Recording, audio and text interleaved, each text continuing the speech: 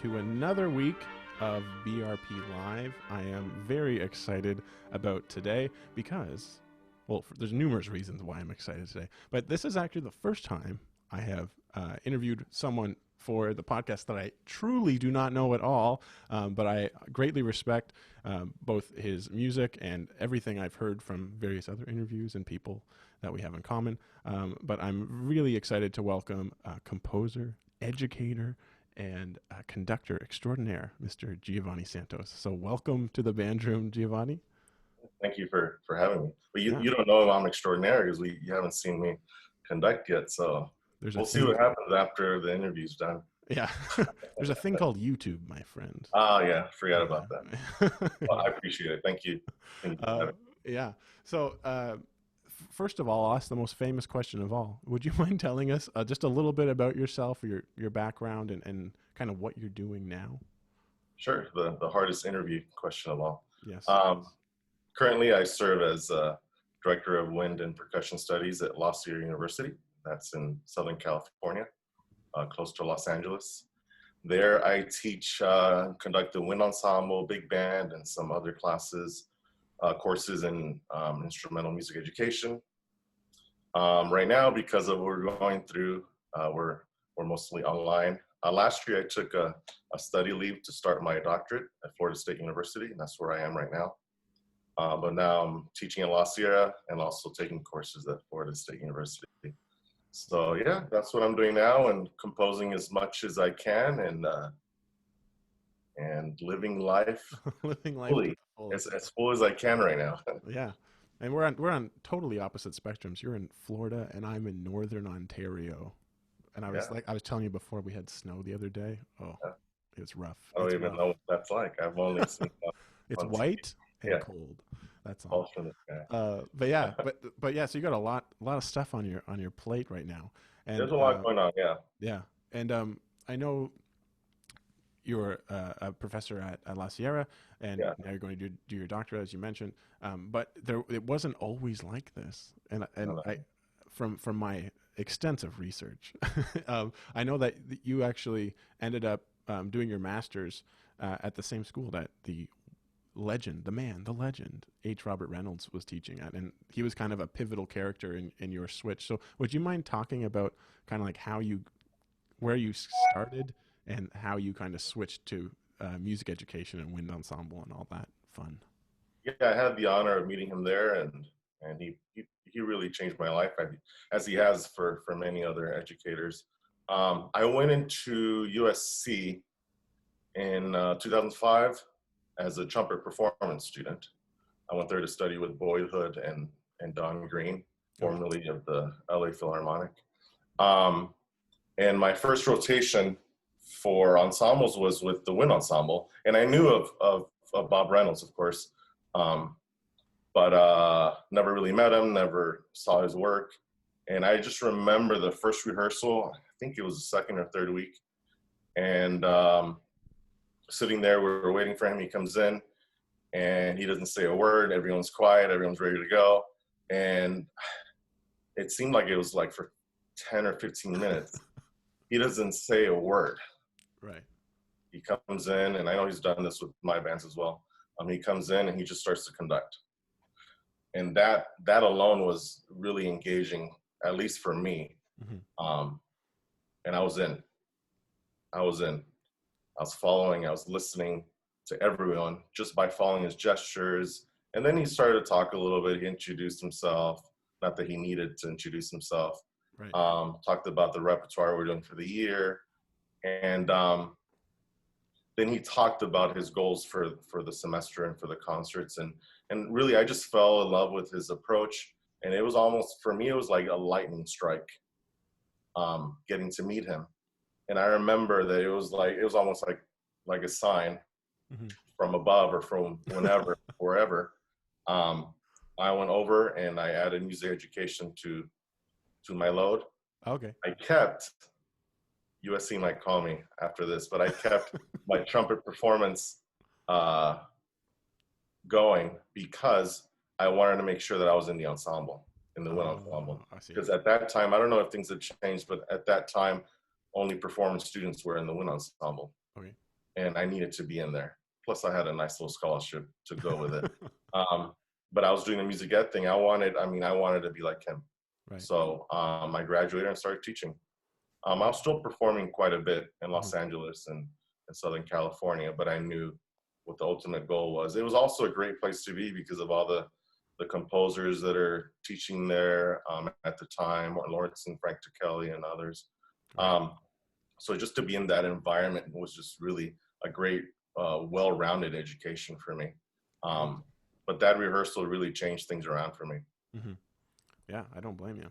And I knew that whenever we came onto this Zoom call, that I just felt some kind of connection to you, and that it is we're both trumpet playing conductors, the best kind. Now I'm gonna get hate mail. No, I'm kidding. Yeah, exactly. I mean, I wish I could play the way I used to, but it's still fun to pick up the horn once in a while. Right. Wonderful, wonderful. And then you mentioned that you went into teaching, but you went into you were in the trenches, man. Doing in high school and junior high. Would you mind telling us? Yeah, my first teaching gig that wasn't trumpet related, because I was teaching trumpet lessons quite a bit around that time and before that, was at a small elementary. So my first gig was teaching 5th grade and 6th grade band. Right.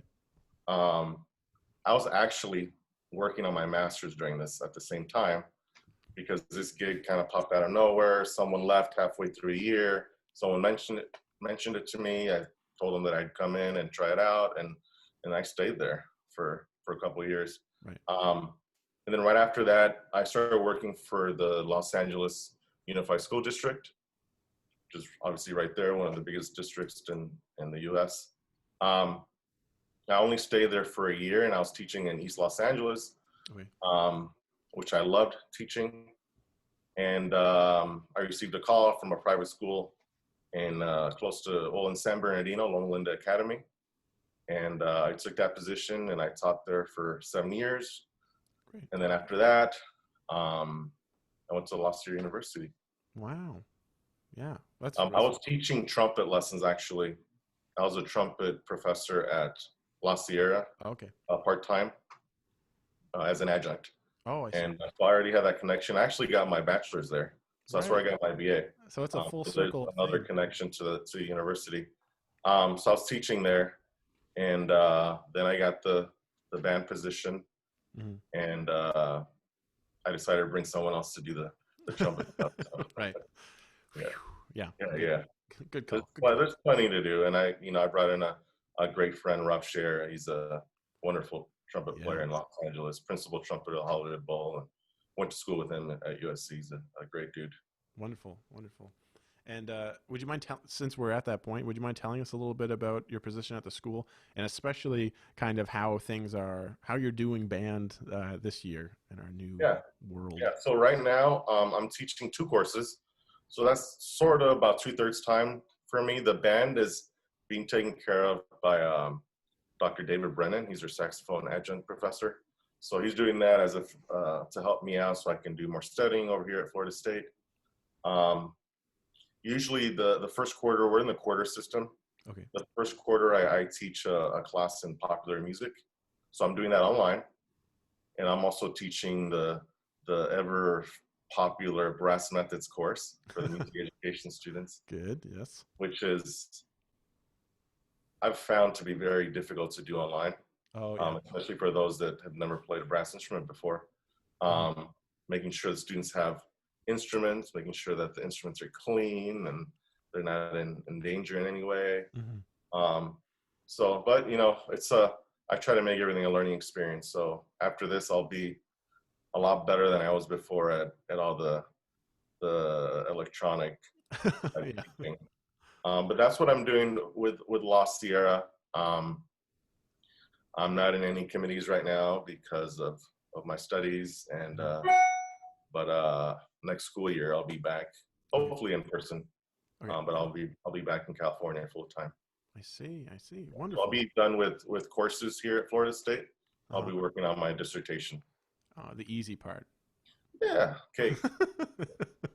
So that's what's happening now. La Sierra, like a lot of schools in Southern California, they're mostly online. They're being very careful, and there might be a couple I might be wrong on this, but there might be a couple of labs that have special permission to meet if the classes are small enough. But we're mostly online, Okay. as are the ensembles, I believe. Yeah. And we might even be waiting to see if we can meet a little bit later on in the quarter, but it doesn't look like that might happen, seeing what's happening around the country right now. Yeah. Yeah, for sure. Yeah. Yeah, better safe than sorry. Exactly. Yeah. Exactly. And I guess the first time that I heard about, really like started looking at your music was as a composer, and not so much as a conductor, but I was through that wonderful Creative Repertoire Initiative, Yeah. and seeing you post some pieces, and then I was just eating it all up. I was making sure to go on your website and check out everything else, and then we've added each other on Facebook and other things since then. But you didn't start off as a composer, but it's something that's a very large part of your career now. So I was just kind of wondering if you could first talk about kind of how composing started for you. Yeah, well, it might be a long story. We'll see what happens. But really, I mean, I've thought about this a lot because I've been asked this question, and it seems like every time I answer this, it's a different answer. But I've been fascinated with sound since I was really young, and I was very lucky that my dad and grandfather, they would put music in front of me all the time, and they'd make me listen to Beethoven and Bach and put records in, and after that I'd be walking around with I don't know if you ever had a Walkman, but I had my Walkman, and I won't date myself. I'd be, and then it was the CD player. Right. And it seemed like I always had those on. I was listening. I started transcribing horn parts, like out of popular music. So okay. I was that nerdy guy that instead of singing the vocals, I was singing the horn parts. Right. And then I would try it. I didn't try to write it out because I didn't know how to, but I'd try to do it on the trumpet, which usually I failed. Or horn parts. My first CD was Wynn Marsalis's Standard Time, Volume 1. Right. And of course, I started to try to play the solos, and about bar 2, I stopped. But I could sing at a young age every single one of those. Okay. And I would try sometimes to write it out. I think that's a B flat, and figure out what kind of mute he was using for Caravan, or trying to figure out his version of Autumn Leaves with all the metric modulations, which I still have a hard time figuring out. So in a way, I was already kind of writing music, and I was always fascinated with improvisation, whether it was for church music, mm-hmm. so like fanfares on top of something, or jazz. My second CD was Hot House by Arturo Sandoval. Yeah. And of course, I can play any of that either. But I tried. Quadruple C's. Come on, man. Down 2 octaves if I could. So they were both heroes of mine, and I was always trying to figure out what they were doing. I didn't quite understand all of that harmonically or rhythmically, but it was here. Mm-hmm. Later on, when I started teaching, I was always fascinated with composition, but at an early age, I was so busy working. So every hour, every minute of the day, I had to either be, at school or trying to make money just to survive, really. So that was all the way, even after I graduated, then I started teaching a lot. And as you know, as a full-time band director, there's not a lot of time to be composing. I was always interested. I started writing things as they were necessary. Right. So we needed like an intro to something. It's like, ooh, this is my chance to write a little thing right before we start to play. At my last high school job, we played a lot in church. Okay. Or an introduction to fanfare before or after something. Mm-hmm. So that's really where it really started. Once I was at La Sierra, I knew that this was part of the package. Mm-hmm. And when they asked me to join, I told them this has to be part of what I do. Oh, I'm not so much teaching it, but I need time to compose. Right. And my wind ensemble, we were invited to go on tour in Europe to do a couple of festivals, new music festivals. And I thought this would be a wonderful opportunity. We had enough time. for me to write something for the band so we could play over there, because the rule was that you couldn't play anything that was older than 10 years. Okay. Well, so that was a great opportunity. And it was also an opportunity for me to challenge a couple of my students that were interested in composition as well, to write something, whether it was for chamber ensemble or for the wind ensemble. And 3 of them actually did some really fine pieces. So that's where it started for me. I don't think the piece was that great, but I tried my hardest. My students did a fantastic job. After that, I was talking to a friend of mine. We went to school together at USC. Matt Harriman. He's actually a phenomenal trumpet player. Plays in the U.S. Naval Academy band. Okay. And we're just chatting about who knows what. And I told him, you know what? I want to write a piece for you just for fun. And I was thinking it'd be kind of like an etude or maybe something trumpet and whatever I can do with piano or some other kind of accompaniment.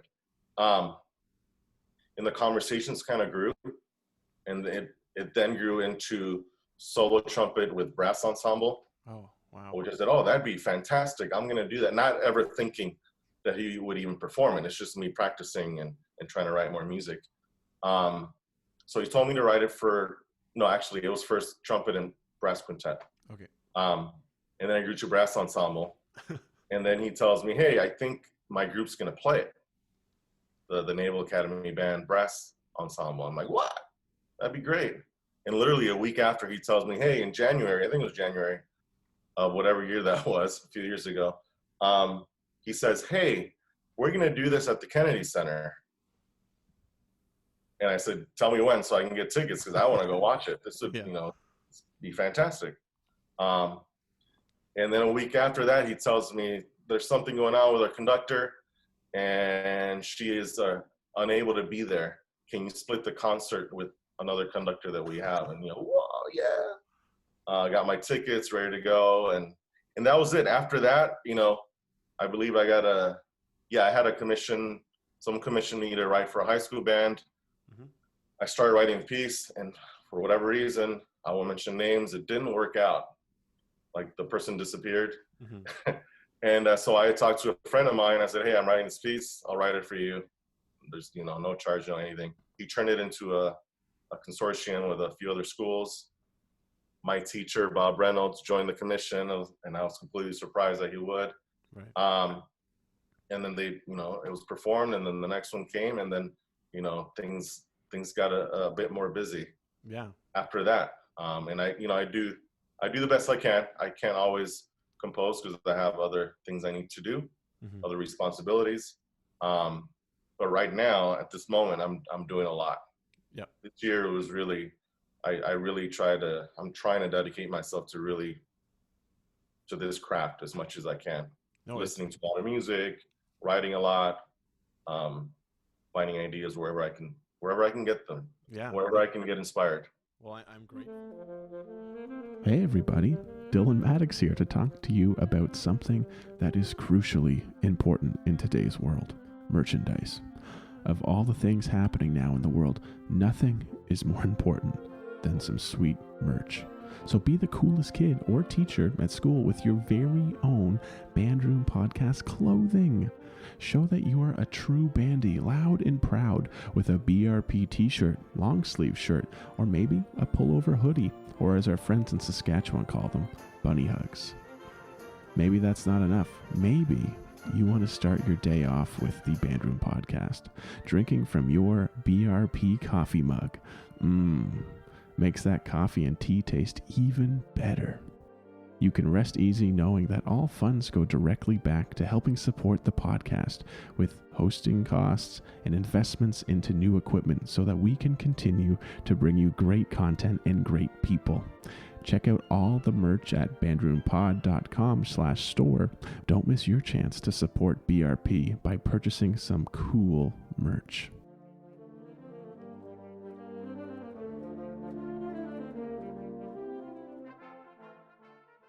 I'm grateful for it. I think out of any composer, the other day I was in my kitchen with my headphones on, and I was dancing away. My wife's like, "What are you listening to?" And I'm like, "It's this piece by Giovanni Santos. You have to hear it." And typical wind band husband, like, listen to this, and they're like, wait, I don't want to hear that. So, but anyway, but no, it's just your music is so full of life and energy, and I really enjoy it, and I can't wait till the time that I have a full wind ensemble in front of me again. I'm Um, here.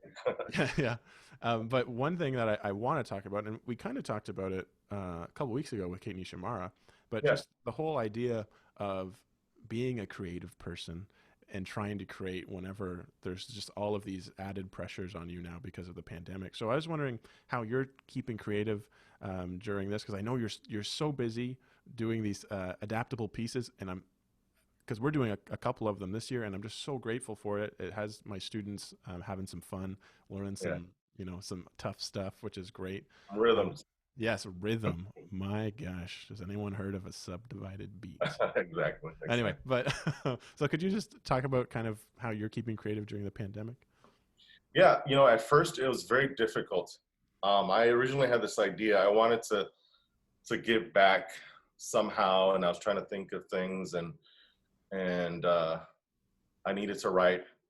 And it's easier to write when there's some kind of purpose, Hmm. some kind of goal. Um, so I contacted Dr. Bove at And We Were Heard. She has an organization that supports underrepresented composers. And I told her, hey, I want to write this piece. I'm going to write it anyways. I want to support your organization like she has me Hmm. with my compositions. So let's do this. Let's try to get some kind of consortium together, and 100% of whatever comes in, whoever wants to pay, it doesn't even matter how much it is. It's going to go straight to your organization, so you can do what you need to help underrepresented composers. That kind of blew up, and a lot of people were very, very supportive, which really I wasn't surprised because it's for a good cause. And then I started writing, and I was stuck. And I had all summer to write this. And I told her originally it's going to be like 3 or 4 minutes. We'll make it so that also high school, maybe junior high bands can also play it. Um, and I had a very difficult time because everything that was in my head was pretty negative. We were home, we were stuck. There's nothing to do. We can't go outside. All these people are sick. All these people are dying. There's a lot of negativity in the news, etc. So I really, really struggled, and I was trying to find ways to get inspired. There's a lot of wonderful composers, and I wish I had what they have, where they can just compose no matter how they feel. Hmm. It's business. Boom, you sit down, you do your thing. I just can't. If it's not here, I can't sit down. It's just absolute garbage that'll come out. Sometimes I'm inspired, and it's also garbage, but it's better to have a nice and clear mind. Yeah. Um, but So for like a month, there's nothing coming. And I started to get stressed out about this because I told them I want to have it by, I think I said August or something. Hmm. Um, so I had to really do some deep thinking. And I'm here playing with my kids, and we're spending a lot of time together. And I'm like, duh, what's the positive about all this? Is that, man, I'm spending a lot of time with my kids and my wife, and we're together all day, every day, Hmm. the entire day. Um, and I was like, that's it. And what I did with this piece called Reunion, which was supposed to be a reunion of when we all got back together. Everything's supposed to be better by now, but it's not. But anyways, um, was to put that all in the music. So if you listen to the piece, you hear the darkness.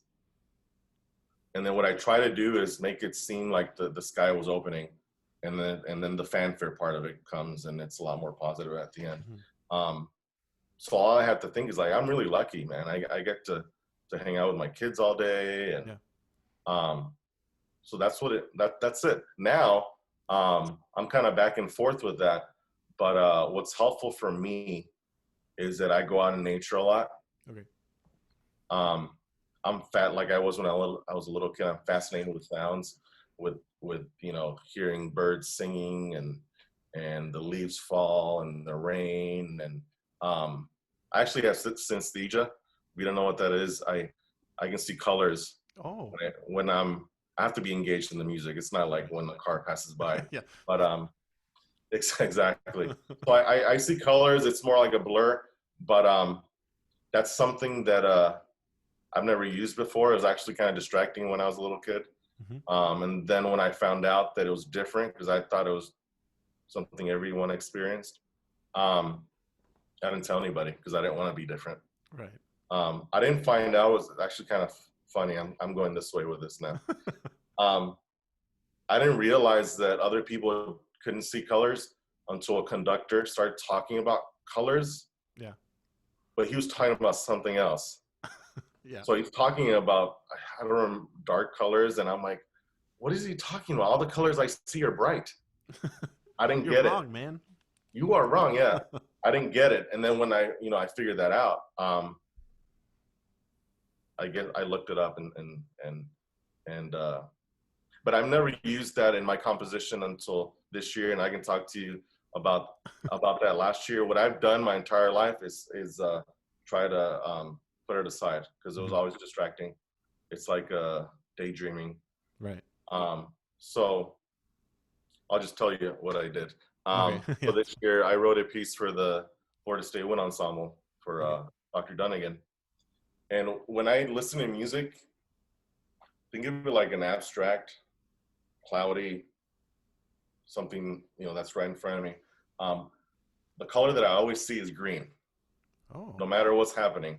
I always see green with other, abstract colors. I don't know what brings, I've never been, I haven't gone to the doctor or anything about this. I don't want to take pills. Anyways, I always see green. So someone told me, why don't you try to explore that and write a piece where you're actually looking to write music that explores sounds that you want to see. Something I never really thought about. So I wrote a piece that hasn't been played yet because it's for full ensemble. Oh, I see. And it actually won't work for flex. Probably because I'm not good enough to make it flex because there's so much going on. Right. And it's dedicated to my son, David. It's called David's Big Green Caboose. And it's a day in the life of my son when he wakes up all the way till he goes to sleep. And the train, the train represents him. And I'm going for, I call it green because I always see green, but I'm going for different colors. Right. What's kind of interesting that I didn't realize till later is that when I hear or I write bluesy things, I actually see blue. There's blue in there as well. So I found that kind of interesting. I always found it weird, so I never really talked about it. I don't think my mom even knew till last year. Oh, wow. Including my wife. You got an exclusive. Yeah, a premiere. Okay. Yeah. Getting so, the press release ready. Not that what I'm doing now, I'm still doing that because it's difficult for me to do. I have to hear it. So, yeah, I don't know where I'm going with this. No, that's okay. That's what it is. And one other thing you were telling me about before the interview about keeping inspired is you have a playlist of stuff that you're listening to as well. Always. So what kind of things you listen to keep that kind of inspire you? Yeah, I'm obsessed with listening to as much as I can. I always have been. In fact, when I was younger, I couldn't go to sleep unless I was listening to something. And it could be, hip hop, jazz, classical, whatever. It really depends on what I feel like listening to. What I've done, especially the past year, is that I always have a playlist. And I look through composers that I really want to, not so much study, but understand better. And hopefully get inspired and learn from. And for some of them, I'm even asking for scores, or I'll go and purchase a score just so I can see what makes those sounds. So I don't listen to a lot of band music, actually. That's a good thing. Yeah, I mean, I listen to it. If I have to study a piece, I'll listen to a recording once or twice, but that's been my whole life, so I know a lot of the music already. When something new comes out, I really want to listen to it and see a score, usually. But a lot of the composers that I'm into right now, they don't write for band. Some do. So like Wynton Marsalis, he just wrote, or he didn't, maybe it was a couple years ago or last year, fabulous violin concerto. Yep. I think he won a Grammy last year. And I was completely obsessed with it. I mean, it's so good. It's so good. So I was listening to that over and over and over again. Chick Corea, I listened to a lot of Chick Corea, Thelonious Monk, Duke Ellington, a lot of jazz. Uh, Ernesto Lecuona is a Cuban composer, and I'm sure you've heard his music. I have a list here of everything, but Yeah. Well, maybe if you send me a list, I can we can share it on our social media yeah, I'll do that. I'll and do that. get people dancing and thinking and Exactly. feeling and all that stuff. And it's diverse. And what I mean by diverse, I don't mean like non-white. I mean as diverse as like from completely different spectrums. Um, and it's all very inspiring. Right. And it's very helpful for me. Not so much because I'm trying to steal stuff. Um, not that I don't. Borrow. I think we all borrow things from each other, but it gives you ideas, and it kind of it helps you with your imagination, and it helps you really understand music a lot better, and understand each the different styles and how it relates to other styles, and why they might have done this or that, or something I was fascinated with. I forget if it was a Chick Corea. Instead of using a 7 chord right before a 1, it was a cluster chord that served as the same function as like a 5/7 chord, but it's just a cluster and then 1, like things like that that I've started to use. Those are things that are always going in my mind. And yes, it's a little bit of this. We all have to But be a for little instance, bit of this to make it. I was obsessed for like a whole month with Chick Corea's children's songs. Yeah. So it's these works for piano that he wrote, that he was inspired by. Who was it? Now I'm forgetting who inspired him to write that. Anyways, so there's the 20 songs that he wrote for piano, and I was just listening and listening and listening, and I'm thinking this would sound fantastic for chamber winds. Now, I'm not going to do it because of copyright and all these things. So I get brave and I send him an email. I say, listen, I think this would be really cool by a chamber ensemble. I told him I teach at a university. I'd love for my group to play it. You know, I have no other, I'm not trying to sell anything or record, or I just want to see what it would sound like. And he gave me permission to do it. Wow. The master himself. Yeah, which was cool to receive an email from him or fake him. And so that's one of my next projects, is to work on that. And then he says, every time you're done with a movement, send it to me because I want to listen to it, which is, you know, wow. cool to be talking back and forth with one of my heroes. So, and I hear that Wynton Marsalis is writing a wind ensemble piece that's coming out soon. So those are things that I'm looking forward to. Yeah, me too. Me too. Yeah. And you were speaking before about you were speaking about it, but being an underrepresented composer, and you can certainly hear the sounds of South America in some of your pieces, which is really fantastic. But I guess it was the other week I saw on your Facebook that you posted this really interesting kind of thought about something that's very pertinent to us as conductors programming music, especially those of us who are white and planning repertoire. But being a Hispanic composer, your music has been programmed purely for you being Hispanic, and although this is a baby step in the right direction, I was wondering if we could just talk about maybe exactly that, programming music for race sake, and maybe what your perspective on that is. Yeah, and that's all it is. It's my perspective. There might be people that don't agree with me, and that's absolutely okay.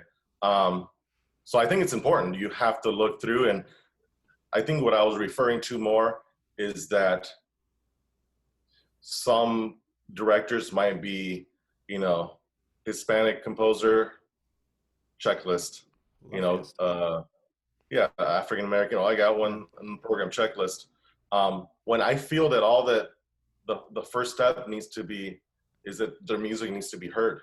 Mm-hmm. All our music needs to be heard.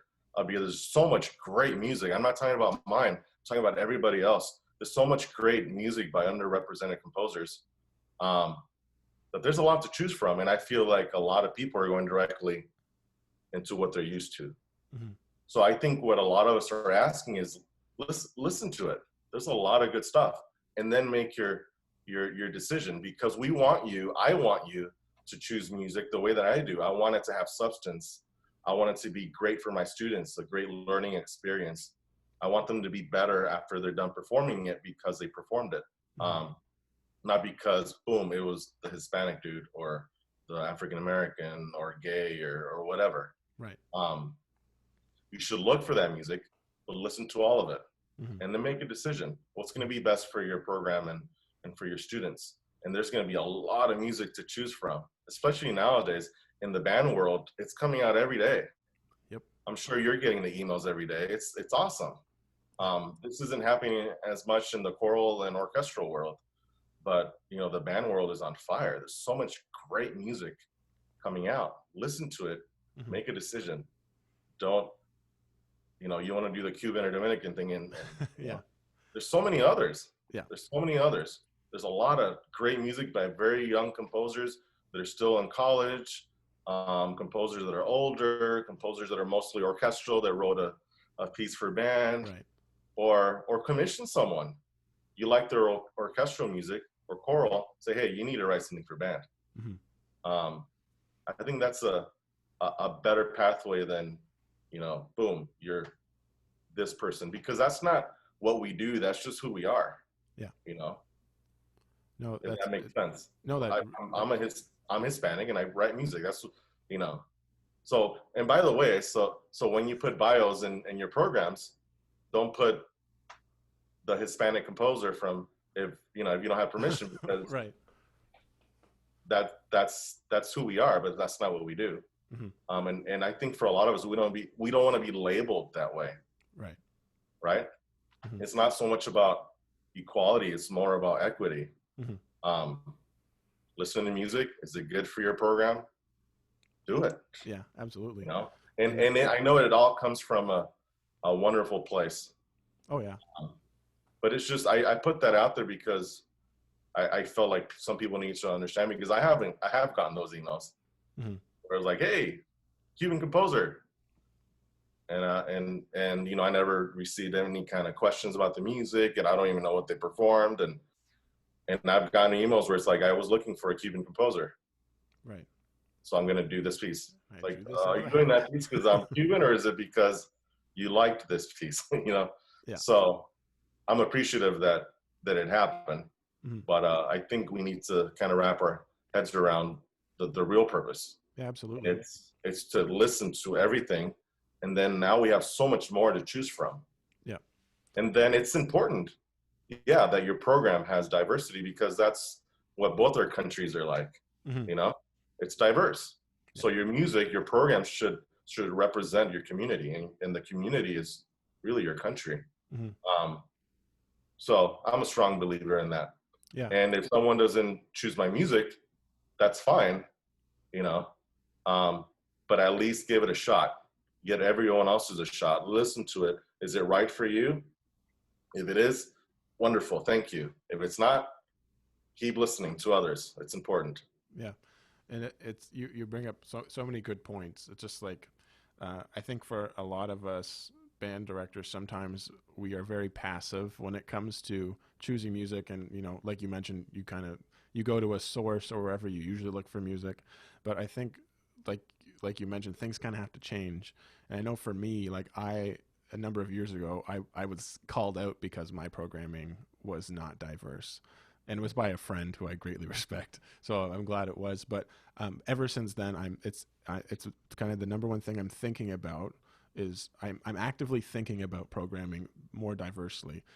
With that being said, like you mentioned, we're always looking for the best quality. Exactly. And what's going to work with our students. But it does become an issue when we're trying to check boxes of who's going to be in. That's what I don't agree with, is the check box. Yeah. But like I said, there's so much music out there, and yes, continue doing the Grangers and the everything else. And if it wasn't for them, I may not be in the band world. I mean, it's so important. I know that some directors just do new music, and that that's fine. But I think it's important to honor the past and while we're here, why we're here. Yeah. So, I wouldn't be who I am if it wasn't for Granger or Tekali or Mackie or all of them. They're incredible and they're so inspiring. And in fact, they've helped me quite a bit in my career. So I think everyone should be performed. But my main thing is listen to everything. Don't go to that place that you're always used to going. JW Pepper. No, I'm kidding. Yeah. But for sure, after this, I'll make sure to post a couple links where maybe you and I both find some music to listen to, where we can find some. I'll give you. I mean, I have I'll tell you. I'll read down the list of what I've listened to this week because I jotted it down. So this week I listened to Wynton Marsalis. This is me name dropping. Chick Corea, Duke Ellington, Thelonious Monk, Ernesto Lecuona, Piazzolla, Armando Baiolo, Tanya Leon, which is a Cuban. Armando is also Cuban. Okay. Tanya Leon, Omar Thomas, Kevin Day, Ricardo Lorenz, Erica Moll, and Jennifer Higdon. Oh, wow. That list is a little longer than usual because I've been stuck in this apartment. But usually I have like a cycle of 3 that I'm really listening to everything they're writing, everything they've written. Right. And I do my best to purchase the music too, and support them however I can. Mm-hmm. If I can get a score or just purchase 99 cents for an MP3. Yeah. So because I don't know how to steal music, and I think that's a good thing. That is a good thing. Yeah. And what that was just a great thing for us to hear, and I know it's very impactful for me and for many others. But I remember I asked you a very important question, probably the most important question of all, in an email, and I said, "Do you have a cat?" Because I really wanted to continue my Composer Cat segment, but my heart was broken when you told me you were a dog. I don't have a cat. I actually had a cat before, which I didn't tell you. Oh, okay. But I don't have a cat. I have a golden retriever, Buddy, which we love dearly. He is my son.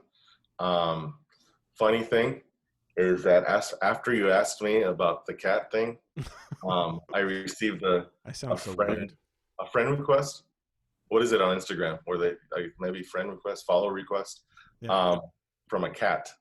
Hey, was it mine or Kate Nishimura's cat? I wouldn't know. I have no idea.